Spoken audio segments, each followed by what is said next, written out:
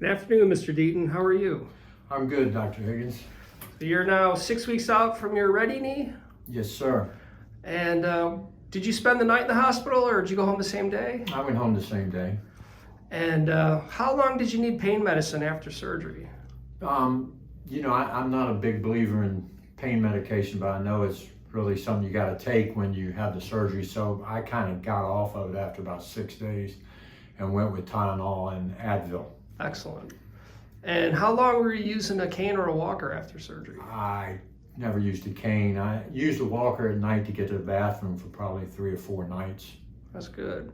And I understand you're a golfer. Yes, sir. Have you been able to get back to golfing? I have. I played,